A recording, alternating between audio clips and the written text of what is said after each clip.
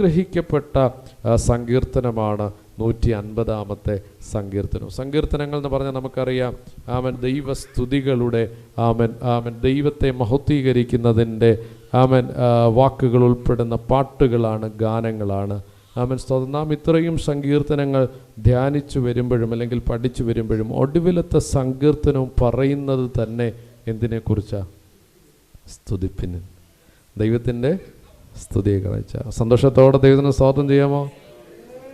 വചനത്തിന് നമ്മോട് പറയാനുള്ളതും അതാണ്. ആമൻ സങ്കീർത്തനങ്ങളുടെ ഉത്തുംഗ ശൃംഗത്തിൽ അതിൻ്റെ പൂർണ്ണതയിൽ എത്തിച്ചേരുകയാണ് 150 സങ്കീർത്തനമെന്ന് നമുക്ക് വേണമെങ്കിൽ പറയാം. 146 മുതൽ 150 വരെയുള്ള സങ്കീർത്തനങ്ങൾ ചെറിയ ഹല്ലേൽ ഗീതങ്ങൾ എന്ന് പറഞ്ഞിട്ട് നാം ഇങ്ങനെ കഴിഞ്ഞ ദിവസങ്ങളിൽ, കഴിഞ്ഞ ആഴ്ചകൾ ചിന്തിച്ചു. യഹോവയെ സ്തുതിപ്പീൻ എന്ന് ആരംഭിച്ച് യഹോവയെ സ്തുതിപ്പീൻ എന്ന് അവസാനിക്കുന്ന ആമൻ സങ്കീർത്തനങ്ങളാണ്. ആമൻ സ്തോത്രം. 146 മുതൽ 150 വരെയുള്ള സങ്കീർത്തനങ്ങൾ. അതിൽ 150 സങ്കീർത്തനത്തിലേക്ക് വരുമ്പോൾ ആരംഭത്തിലും അവസാനത്തിലും വാക്യത്തിൽ മാത്രമല്ല, ആമൻ സ്തോത്രം, എല്ലാ വാക്യങ്ങളിലും പറയുന്നൊരു പദമുണ്ടെങ്കിൽ എന്താണത്? യഹോവേ സ്തുതിപ്പിൻ. ഒരിക്കൽ കൂടെ കർത്താവിനെ സ്തുതിക്കാം. ഹല്ലേലൂയ. അപ്പോൾ സങ്കീർത്തനങ്ങളുടെ ആകത്തുക, ആമൻ സ്തോത്രം, എല്ലാം വന്നു ചേരുന്ന രസം, ആമൻ അതിൻ്റെ ഏറ്റവും പ്രധാനപ്പെട്ടത്, ഇതിൻ്റെ കോർ എന്ന് പറയുന്നത് ദൈവത്തെ സ്തുതിക്കുക എന്നുള്ളതാ. ഹല്ലേലൂയ. ആമൻ ദൈവത്തിൻ്റെ വചനം നമ്മോട് ആവശ്യപ്പെടുന്നത്, ആമൻ സ്തോത്രം, ഇതിൻ്റെ എല്ലാം അവസാനം മറ്റൊന്നുമല്ലേ ആവശ്യപ്പെടുന്നത്? ദൈവം നമ്മോട് ആവശ്യപ്പെടുന്നത് ദൈവത്തെ സ്തുതിക്കണമെന്ന്. ഹല്ലേലൂയ.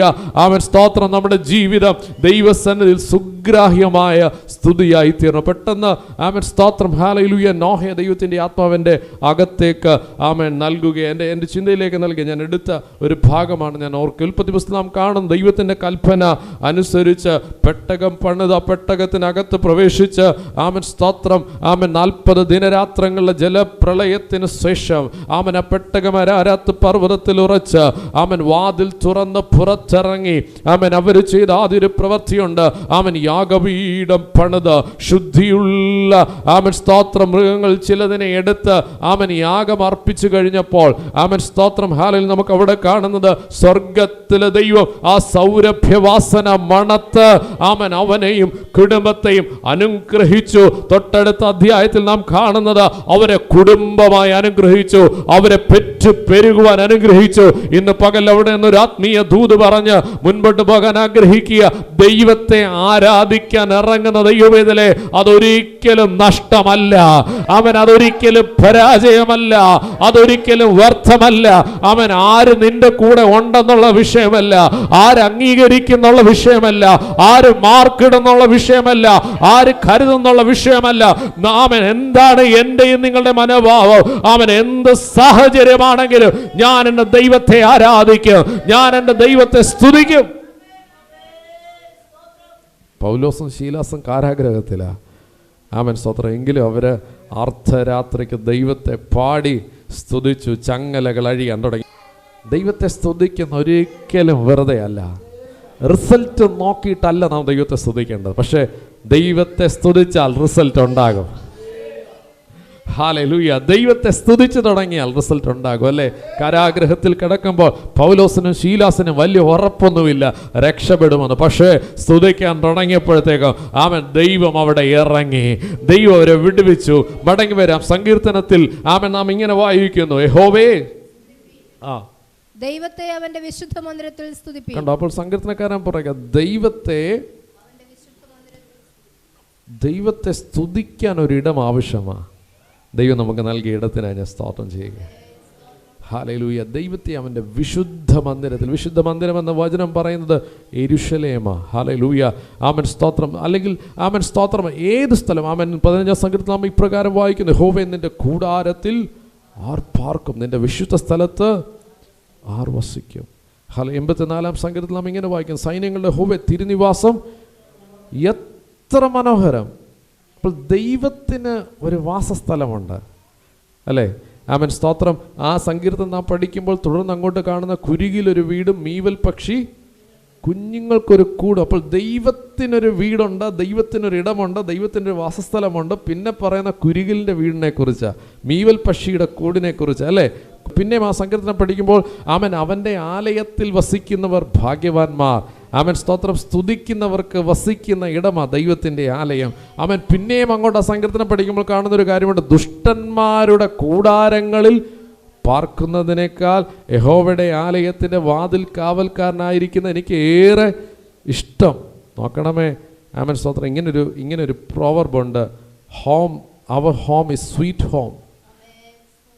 നാം എവിടെ പോയാലും സ്തോത്രം, മടങ്ങി നമ്മുടെ വീട്ടിൽ വരുന്ന പോലൊരു സന്തോഷമുണ്ടോ? ഇല്ല. നമ്മൾ ലോകത്തിൻ്റെ അറ്റത്തോ ഏതറ്റത്തോ എവിടെ ജോലിക്ക് പോയാലും, അല്ലെങ്കിൽ മറ്റ് നമ്മുടെ ഒരു ബന്ധു വീട്ടിൽ പോയാലും നമുക്ക് നല്ല ഉറക്കം വരണമെങ്കിൽ എവിടെ വരണം? നമ്മുടെ വീട് എത്ര ചെറുതാണെങ്കിലും എത്ര സൗകര്യം കുറഞ്ഞതാണെങ്കിലും നമ്മുടെ വീട്ടിലേക്ക് വരുമ്പോഴുള്ളൊരു സന്തോഷം അതൊന്ന് വേറെ തന്നെ.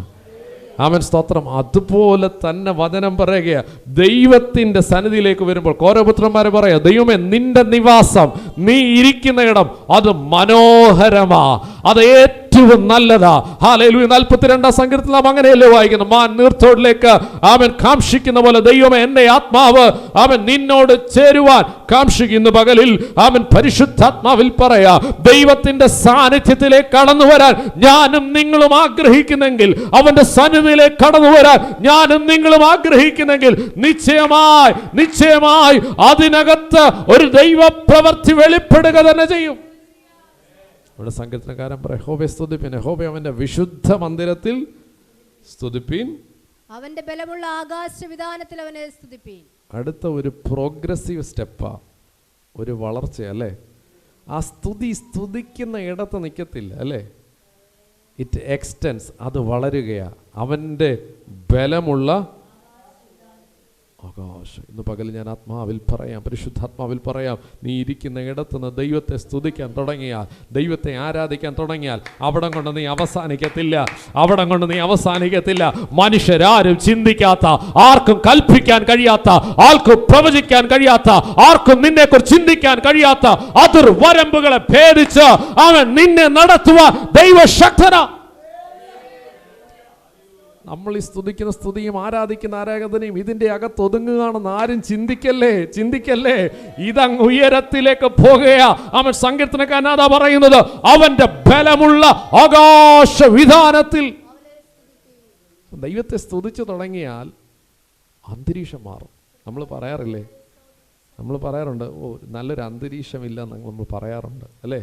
പക്ഷെ എന്നാൽ ദൈവത്തെ സ്തുതിച്ചു തുടങ്ങിയാൽ എന്ത് ഭാരമുണ്ടെങ്കിലും ഏത് സാഹചര്യമുണ്ടെങ്കിലും ദൈവത്തിന്റെ സന്നിധിയിൽ പാടാൻ തുടങ്ങുമ്പോൾ, ആരാധിക്കാൻ തുടങ്ങുമ്പോൾ അതിനൊരു ഫുൾ സ്റ്റോപ്പ് ഇല്ല. അത് ബൗണ്ടറികളെ ഭേദിച്ച് സാഹചര്യങ്ങളെ മറികടന്ന് നമ്മെ അപ്പുറത്തേക്ക് എത്തിക്കും. ഹല്ലേലൂയ, ദൈവത്തിന് മഹത്വം. അപ്പോൾ എവിടെ സ്തുതിക്കണമെന്നുള്ളതാ ഒന്നാമത്തെ കാര്യം. ദൈവത്തെ എവിടെ ഇരുന്ന് സ്തുതിച്ചാൽ ആ സ്തുതിയെ വർദ്ധിപ്പിക്കുന്ന ഒരു ദൈവമുണ്ടെന്ന ഒന്നാമത്തെ വാക്യത്തിൽ പറയുന്നത്. സ്തോത്രം. അതിന്റെ രണ്ടാമത്തെ വാക്യം, അവന്റെ വീര്യപ്രവൃത്തികൾ നിമിത്തം അവനെ സ്തുതിപ്പീൻ, അവന്റെ മഹിമാധിക്യത്തിന് തക്കവണ്ണം അവനെ സ്തുതിപ്പീൻ. അവൻ എന്തുകൊണ്ട് ദൈവത്തെ സ്തുതിക്കണമെന്ന വാക്യം പറയുന്നു? അവന്റെ വീര്യപ്രവർത്തികൾ നിമിത്തം അവനെ സ്തുതിപ്പിൻ, അവൻ്റെ മഹിമാധിക്യത്തിന് തക്കവണ്ണം അവനെ സ്തുതിപ്പിൻ. എന്താ ദൈവം ചെയ്ത വീര്യപ്രവൃത്തി? ദൈവം ചെയ്ത വീര്യപ്രവൃത്തി ലോകത്തിൽ ആർക്കും ചെയ്യാൻ കഴിയാത്ത ഒരു വീര്യപ്രവൃത്തി. ഹല്ലേലൂയ, ആമേൻ, സ്തോത്രം. അതേതാ വീര്യപ്രവൃത്തി?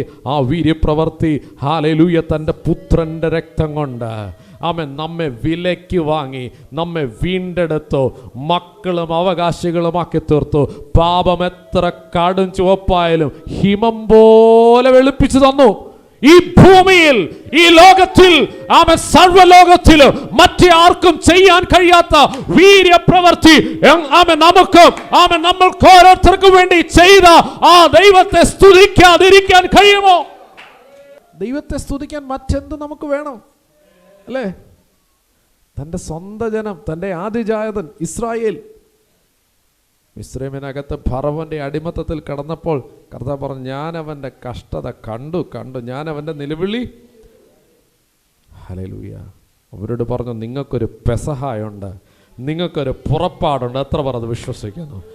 ഹല്ലേലൂയ. പാപത്തിന്റെ അധീനതയിൽ കിടന്നിരുന്ന നമ്മെ അവിടുന്ന് പുറപ്പെടുപ്പിച്ചു. തന്റെ പുത്രന്റെ രക്തം സകല ലോകത്തിന്റെ പാപത്തെ ചുമന്നൊഴിക്കുന്ന ദൈവത്തിന്റെ കുഞ്ഞാട് നമുക്ക് വേണ്ടി അർപ്പിക്കപ്പെട്ടു. സകല ഗോത്രങ്ങളിൽ നിന്നും ഭാഷകളിൽ നിന്നും വംശങ്ങളിൽ നിന്നും നമ്മെ വിലയ്ക്ക് വാങ്ങി കാട്ടൊലിവായിരുന്ന നമ്മെ നാട്ടൊലിവാക്കി തീർത്തു. നല്ല ഒലിവിനോട് ചേർത്തൊട്ടിച്ചു. അതാ ദൈവം ചെയ്ത വീര്യപ്രവൃത്തി. അതൊരിക്കലും മറക്കരുത്. അവൻ സങ്കീർത്തനക്കാരൻ, അവൻ എനിക്ക് ഒത്തിരി സന്തോഷമുണ്ട്. ഈ 150 സങ്കീർത്തനത്തിൽ സ്തുതിയല്ലാതെ വേറൊന്നും പറയുന്നില്ല, അല്ലേ?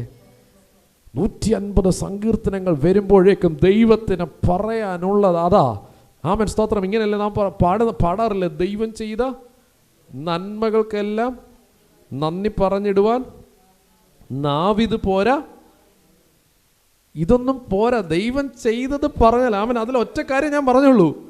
ദൈവം നമ്മെ രക്തം നൽകി വിലയ്ക്ക് വാങ്ങിയ ഒരു കാര്യം. ആമൻ, സ്തോത്രം. ഹല്ലേലൂയ. എത്രയോ കാര്യങ്ങൾ ഈ 2023 ജനുവരി 1 മുതൽ ഈ ദിവസം വരെ ഒന്ന് ആലോചിച്ചാൽ, നമ്മെ നിർത്തിയ, നടത്തിയ, ആമൻ, കരുതിയ, സൂക്ഷിച്ച, സ്നേഹിച്ച, തകർന്നു പോകാൻ എത്രയോ സാഹചര്യങ്ങൾ വരാഞ്ഞിട്ട് വന്നതല്ലേ? അവിടെ എല്ലാം പിടിച്ചു നിർത്തിയൊരു ദൈവമില്ലേ? തുടർന്നുള്ള വാക്യങ്ങൾ, ആമൻ, സ്തോത്രം, എങ്ങനെ അവനെ സ്തുതിക്കണമെന്നുള്ളതാ. കാഹളനാദത്തോടെ അവനെ സ്തുതിപ്പീൻ, വീണയോടും കിന്നരത്തോടും കൂടെ അവനെ സ്തുതിപ്പീൻ, തപ്പിനോടും നൃത്തത്തോടും കൂടെ അവനെ സ്തുതിപ്പീൻ, തന്ത്രിനാദത്തോടും കുഴലിനോടും കൂടെ അവനെ സ്തുതിപ്പീൻ, ഉച്ചനാദമുള്ള കൈത്താളങ്ങളോടെ അവനെ സ്തുതിപ്പീൻ, അത്യുച്ചനാദമുള്ള കൈത്താളങ്ങളോടെ അവനെ സ്തുതിപ്പീൻ. മതി, സ്തോത്രം. ഇൻസ്ട്രുമെന്റ്സിന്റെ അകമ്പടിയോടെ ദൈവത്തെ സ്തുതിക്കുന്നതിനെ കുറിച്ച് പറയും. അവൻ ഉച്ചനാദമുള്ള കൈത്താളം, അത്യുച്ചനാദമുള്ള കൈത്താളം, കാഹളനാദത്തോടെ, വീണയോടെ, കിന്നരത്തോടെ, അവൻ, സ്തോത്രം, തപ്പിനോടെ, നൃത്തത്തോടെ, കുഴലിനോടെ, അവൻ തുടങ്ങിയ സംഗീത ഉപകരണങ്ങളോടെല്ലാം ചേർന്ന് ദൈവത്തെ സ്തുതിപ്പീൻ. ഹല്ലേലൂയ. അവൻ ദൈവം നമുക്ക് തരുന്ന എല്ലാ സാഹചര്യങ്ങളും എല്ലാ സാധ്യതകളും ആരാധനയ്ക്കായി പ്രയോജനപ്പെടുന്നത്. അതാ വചനം പറയുന്നത് കേട്ടോ. അവൻ നമുക്ക് നൽകിയ ഇൻസ്ട്രുമെന്റ്സിനായി ഒന്ന് സ്തോത്രം ചെയ്യാം. അവസാന ഭാഗം ഇങ്ങനെ പറയും, ജീവനുള്ളതൊക്കെയും യഹോവയെ സ്തുതിപ്പീൻ. ഇതാണ് കണ്ടീഷൻ. എന്താണ്? ഇതിനൊന്നും ജീവനില്ലല്ലോ. ഉച്ചനാദമുള്ള കൈത്താളമുണ്ട്, അത്യുച്ചനാദമുള്ള കൈത്താളമുണ്ട്, വീണയുണ്ട്, കിന്നരമുണ്ട്, തമ്പുരുണ്ട്, കുഴലുണ്ട്, കാഹളമുണ്ട്, എല്ലാം ഉണ്ട്. ജീവനില്ലെങ്കിൽ കസേര പോലെ ഇരിക്കും, അല്ലേ? കസേര പോലെ ഇരിക്കരുത്. കസേര വെറുതെ ഇരിക്കരുത്, ജീവനോടെ, അല്ലേ? ആമേൻ, സ്തോത്രം. ജീവനുള്ളതൊക്കെയും. ഏത് ജീവനാ? നിത്യജീവൻ.